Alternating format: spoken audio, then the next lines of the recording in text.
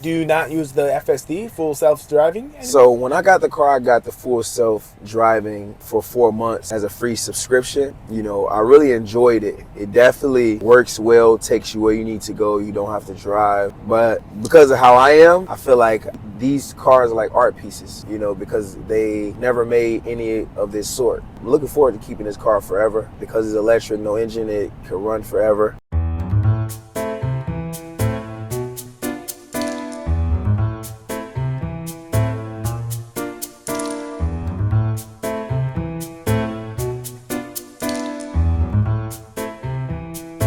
Mic test, mic test, mic test, mic test. Check, check, check, check. 3, 4, 5. Check, check, check. 3, 4, 5.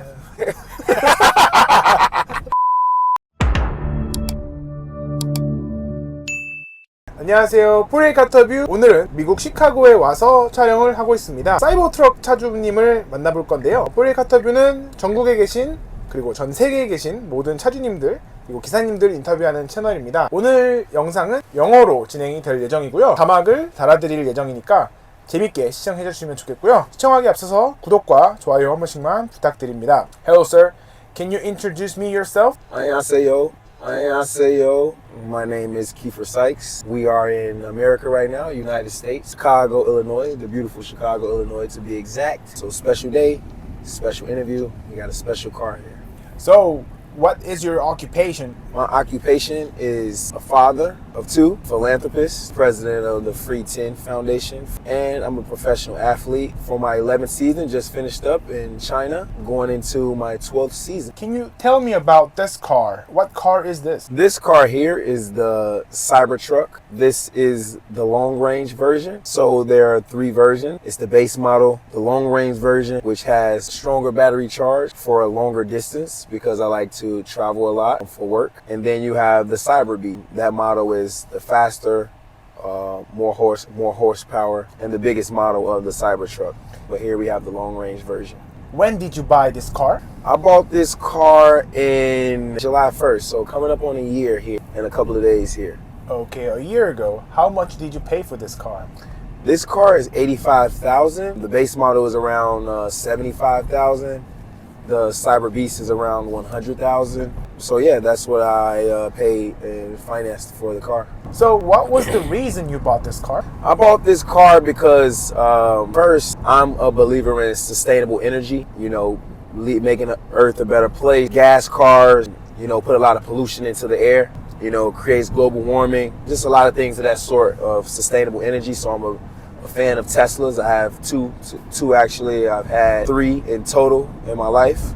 But yeah, that also, big fan of Elon Musk. He creates cool cars. This model, the Cybertruck, is very rare, very unique. It has a lot of features like the self-driving. You know, it's cheaper than gas prices, which if I'll pay for gas rather than charge, would be very much more expensive for as much as I like to drive. It has a TV in the back, so I have kids, so they like to use that, you know, and a lot of other reasons that I like Cybertrucks and Teslas more than regular cars. Like regular cars have the Apple Play, so you can't be on the phone and listening to music, where this car has an entertainment system itself, just the technology of it. You see the cameras all around. If you get into a crash, or even if someone just walks past your car while it's parked, it records those things for safety. Those are some of my favorite reasons why I have chosen to purchase the Cybertruck. So a lot of reasons. Were there any cars that you considered with, like besides this car, or you just had only one choice, this car? No, I like the Porsche Taycan because they now have a hybrid version of gas and electric. You know, I thought about that car as well. Maybe a truck. I had an Escalade for a minute, but I actually gave that back to get this. So I would say those were my choices for cars. In the end, as you can see, the Cybertruck just won out just because of how unique of a vehicle it is. Okay, very unique, and I don't even see this a lot in the States. I thought there was gonna be way more on the street, but I don't see that many Cybertruck. Yeah, I would say that on the West Coast, there's more because they're already a little bit ahead because of the weather. You know, it's better weather there, so it's you know, more sustainable cars, sustainable energy. You know, in the wintertime, it could be rough on electric cars. A lot of people don't believe in the electric cars yet for the wintertime because the winters are pretty rough here in the Midwest, in Chicago. So places where it's warmer, you will see more electric vehicles because they depend on battery. People in the Midwest tend to believe in gas cars more. You know, also more superchargers are available in the West Coast area. You see them more frequently because they're built up the electric model system there more than they've built it up here. So here you may have to go 10 miles, 15 miles before you find a supercharger. To whereas there are more charging stations built in on the West Coast or in down south because it's warmer and it's more popular there. You only may have to go like 5 miles, 7 miles, things like that. That totally makes sense. So since you bought this car, how many miles have you driven this car? I would say this car because I also use it for business purposes, for car rentals, my car rental service. So I put about 20,000 miles on it. 20,000. Like I said, I travel a lot as the general manager of my college team, which is 4 hours away. So I go up there often. I used it to travel a lot just because since I've had this car, I actually don't get charged for gas. I mean, for charge, I should say. I'm sorry. I don't get charged any money for, I think it's like a year's time for charge. So I just been taking advantage of that, just, you know, putting it on the road, driving it very often, putting all of my other cars up because I haven't had a gas bill since I bought the car. No gas money, huh? No gas money for a year. It's big time for sure. So how many miles can this car go when it's fully charged? I believe this car goes about 375 miles. And then also because I have the long range, the charge holds for a while. You know, it holds much better and has a bigger range than the other cars. It's over 375 miles. About, yeah. So when you go to different cities, sometimes you have to charge on the way, right? You go to the supercharger? Most definitely. I go to supercharger. I find the superchargers and the Tesla community very beneficial. You know, a lot of people have concerns about that. You know, they're impatient. They say, well, I don't want the car because it's going to take time to charge. But conversely, I've realized that me sitting at the charging station helps me because I'm able to read a book, I'm able to knock out calls. I'm very busy, so I'm able to sit down for a day and maybe get some things done on my to-do list. And or, you know, the one that I go to the most that's close to my house is connected to the grocery store. So I usually just go there, set the car on a charger, be able to be productive in the grocery store, pick up items for my home or for myself, and by the time I come out, the car is charged 40 or 50%, which is what I need for the day because they only want you to charge about 80%. You don't want to charge the battery to 100% and overcharge or fully max out the battery or stretch the battery. So keep it at a healthy balance of 80%. So the charging is beneficial for sure. Okay, that even saves up your time because you use your time very efficient with that way. Most definitely, you could use your time efficient. And get some things done. Like I said, busy man like me, take a breath, breathe. Sometimes I lay back, meditate. Sometimes I catch a nap, figure out what I need to do at that time in the midst of the chaos throughout the day. Okay, so how long does it take to charge up to 80%? I would say it take about 45 minutes. I mean, depending on, say, if you're low on battery, all the way down to the red, 0 to like, say, 5-10%, it take 40 to 50 minutes, I would say. You can see here, my last charge price, $0, So my supercharging has been free since I've purchased the car. So it's been a blessing. As you can see, the car is on 16% now. You can see the line here says where the daily limit should be, 80%. If you're going to take a trip, like when I put it on the road, I can charge it all the way up. Okay. But the daily healthy balance is 80%. And whenever you want to just change it, you just swipe here, boom. You can say this one time or you can keep it. Sometimes I keep it at 90%, When I rent the car out, I keep it at 90% so that people could get more charge out of it and don't have to stop as frequently, because they're new to it. But once you get a routine down in the system, like I said, when I go to the grocery store, I charge it, or, I figured out what works around my area and for my routes. So you said when you don't use this car, you rented it out? Most definitely, yeah. So how much do they pay to you? So I put this car on Turo for $250 a day. It's a great price, a great system, a great way to make money, like you said, especially here in the Midwest where not as many cars and people want to test the car out, drive a cool car or use it for whatever reasons. They can get it for $250 a day, which helps me a lot. You do that when you don't use it. And when you use this car, what are some good things about this car? I mean, you basically mentioned so many already. Good thing that you may want to recommend it to other people. Like I said, once you first, if you believe in saving the earth and leaving the world a better place for even when you long gone, this car helps because it's not putting, pollution into the air. Another thing that's really cool is, it's still new for a lot of kids. So when you drive past and the kids see you, you can see them, smiling, waving at the car, looking really shocked and happy and excited because this car is on Roblox. So, it makes a lot of the kids happy. And, this car is still rarely new. I believe the Cybertruck has only been out for 2 years now, maybe a year and a half. A lot of people, it's their first time in it. So it's cool for me to let people experience that as well. The TV, like I said, is really cool in the back. So I'm just kind of more speaking on some cool things. It's a TV here, so, my kids could use that, watch videos while playing the music on YouTube. So they could be entertained, and it goes around the whole car, so that way I don't have to figure out what they like and just focus on driving, and they can have some entertainment back there. And this car is also one of the strongest vehicles. So, for people who do real estate, they're able to use the pickup truck area in the back and be able to tug a lot of things. The car is powerful and strong enough to mount other things, other cars, and pull things. And then, just the double trunk space, like having the trunk in the front because there's no engine is very helpful while having the trunk pickup area space in the back. So it's a multitude of things that makes the Cybertruck very unique. Like I said, I think you can even do more research and find more cool things, but those are some of the features that I enjoy most often. Do you actually use the trunk in the back? Most definitely, yeah. I use the trunk in the back a lot.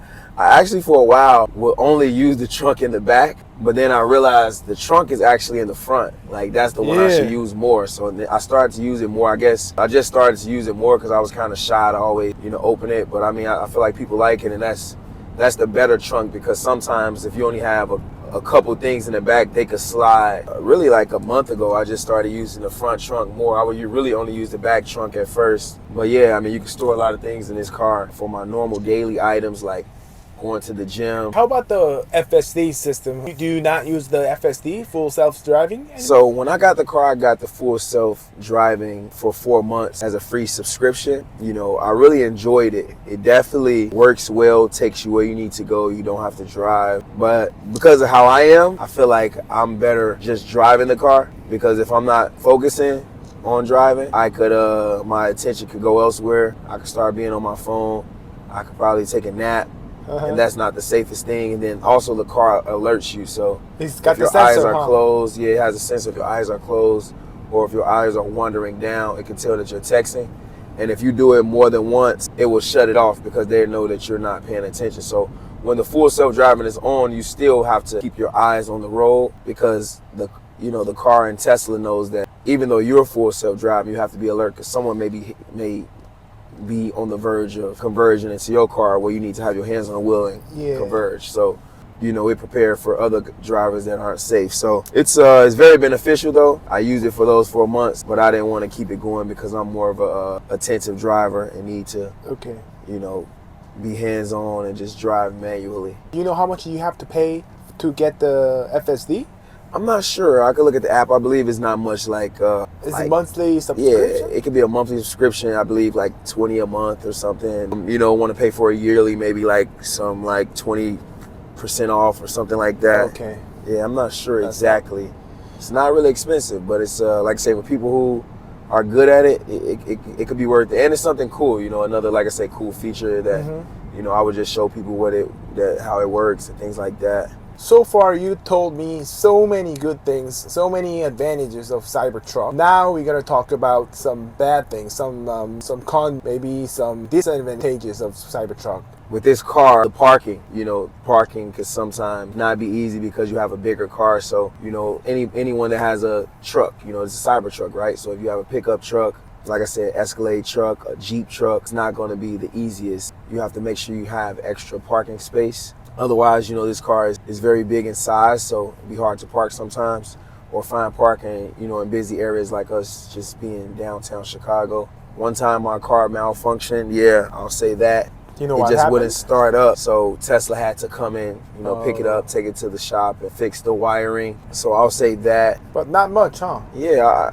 those are, things that can happen to any car, I would say. But I think they did a really good job, with this car, because like those are things that happens in normal cars, right? Like any oil changes or radiation and just normal malfunction of a car where you got to take it to the shop for repairs. Okay, what was the reaction when you first got this car? A reaction from your family or friends? First, I was really excited. So, I had to order this car. You had to get like a waiting list, things like that. And I was looking forward to getting this car for a while.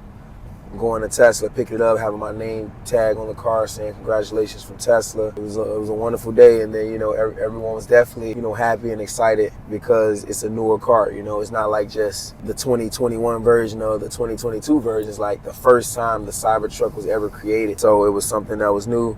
Wonderful reaction, I think. This panorama sunroof, you cannot close the sunroof, right? Nope.